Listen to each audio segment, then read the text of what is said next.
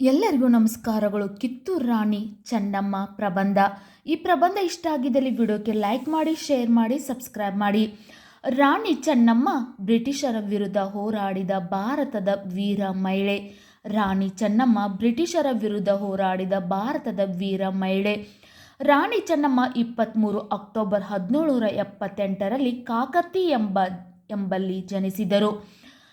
ಬೆಳಗಾವಿ ಜಿಲ್ಲೆಯ ಕಾಗತಿ ಎಂಬ ಊರಿನಲ್ಲಿ ಜನಿಸಿದರು. ರಾಣಿ ಚೆನ್ನಮ್ಮ 23 ಅಕ್ಟೋಬರ್ 1778ರಂದು. ತಂದೆ ಧೂಳಪ್ಪ ಚೆನ್ನಮ್ಮನ 7ನೇ ವಯಸ್ಸಿನಿಂದಲೇ ಕುದುರೆ ಸವಾರಿ, ಬಿಲ್ ವಿದ್ಯೆಯಲ್ಲಿ ಪರಿಣಿತಿ ಹೊಂದುವಂತೆ ಮಾಡಿದರು. ತಂದೆ ಧೂಳಪ್ಪ ಚೆನ್ನಮ್ಮನ 7ನೇ ವಯಸ್ಸಿನಿಂದಲೇ ಕುದುರೆ ಸವಾರಿ, ಬಿಲ್ ವಿದ್ಯೆಯಲ್ಲಿ ಪರಿಣಿತಿ ಹೊಂದುವಂತೆ ಮಾಡಿದರು. ರಾಣಿ ಚೆನ್ನಮ್ಮ 15ನೇ ವಯಸ್ಸಿನಲ್ಲಿ ಮಲ್ಲಸರ್ಜ ದೇಸಾಯಿಯವರನ್ನು ವಿವಾಹವಾದರು.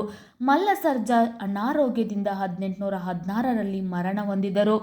ರಾಣಿ ಚೆನ್ನಮ್ಮನಿಗೆ 15ನೇ ವಯಸ್ಸಿನಲ್ಲಿ ಮದುವೆ ಮಾಡಲಾಯಿತು. ಅದು ಮಲ್ಲಸರ್ಜ ದೇಸಾಯಿಯವರ ಜೊತೆ ವಿವಾಹವಾಯಿತು. ಆದರೆ ಮಲ್ಲಸರ್ಜ ಅವರು ಅನಾರೋಗ್ಯದಿಂದಾಗಿ 1816ರಲ್ಲಿ ರಾಣಿ ಚೆನ್ನಮ್ಮವರ ಗಂಡ ತೀರಿಕೊಳ್ಳುತ್ತಾರೆ. ಆನಂತರ ಮಲ್ಲಸರ್ಜನ ಮರಣದ ನಂತರ ಚೆನ್ನಮ್ಮ ತನ್ನ ರಾಜ್ಯದ ರಕ್ಷಣೆಗಾಗಿ ಬ್ರಿಟಿಷರ ವಿರುದ್ಧ ಹೋರಾಟ ಮಾಡಿದಳು. ಕಿತ್ತೂರು ಚೆನ್ನಮ್ಮನ ಸಾವು ಯಾವ ರೀತಿ ಆಯಿತಂದರೆ, ಈಸ್ಟ್ ಇಂಡಿಯಾ ಕಂಪನಿ ವಿರುದ್ಧ ಈ 2ನೇ ಯುದ್ಧದಲ್ಲಿ ಚೆನ್ನಮ್ಮ ಸಂಗೊಳ್ಳಿ ರಾಯಣ್ಣನ ಜೊತೆಯಾಗಿ ಹೋರಾಡಿದಳು. ಈ ಯುದ್ಧದಲ್ಲಿ ಬ್ರಿಟಿಷರು ರಾಣಿ ಚೆನ್ನಮ್ಮನನ್ನು ಬಂಧಿಸಿ ಬೈಲೊಂಗಲದ ಕೋಟೆಯಲ್ಲಿ ಬಂಧಿಸಲಾಯಿತು. ಕಿತ್ತೂರು ರಾಣಿ ಚೆನ್ನಮ್ಮ 1829ರ ಫೆಬ್ರವರಿ 2ರಂದು 51ನೇ ವಯಸ್ಸಿನಲ್ಲಿ ಬ್ರಿಟಿಷರ ವಶದಲ್ಲಿ ನಿಧನರಾದರು. ಕಿತ್ತೂರು ಚೆನ್ನಮ್ಮನ ಸ್ಮಾರಕಗಳು.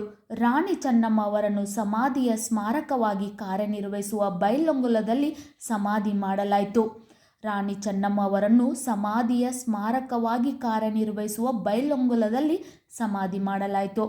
ಅವರ ಪ್ರತಿಮೆಯನ್ನು ಸೆಪ್ಟೆಂಬರ್ 11, 2007ರಂದು ಮಾಜಿ ಭಾರತೀಯ ರಾಷ್ಟ್ರಪತಿ ಪ್ರತಿಭಾ ಪಾಟೀಲ್ ಅವರು ಭಾರತೀಯ ಸಂಸತ್ತಿನ ಸಂಕೀರ್ಣದಲ್ಲಿ ಅನಾವರಣಗೊಳಿಸಿದರು. ಈ ರೀತಿಯಾಗಿ ಕಿತ್ತೂರು ರಾಣಿ ಚೆನ್ನಮ್ಮನ ಸಾಧನೆ ಹೇಳ್ತಾ ಹೋದರೆ ಸಾವಿರಾರು ಇದೆ. ಕಿತ್ತೂರು ರಾಣಿ ಚೆನ್ನಮ್ಮ ಬ್ರಿಟಿಷರ ವಿರುದ್ಧ ಹೋರಾಡಿದಂಥ ಭಾರತದ ವೀರ ವನಿತೆ, ವೀರ ಮಹಿಳೆ ಅಂತ ಹೇಳ್ಬೋದು. ಈ ವಿಡಿಯೋ ಇಷ್ಟ ಆಗಿದ್ದಲ್ಲಿ ವಿಡಿಯೋಕ್ಕೆ ಲೈಕ್ ಮಾಡಿ, ಶೇರ್ ಮಾಡಿ, ಸಬ್ಸ್ಕ್ರೈಬ್ ಮಾಡಿ. Thank you.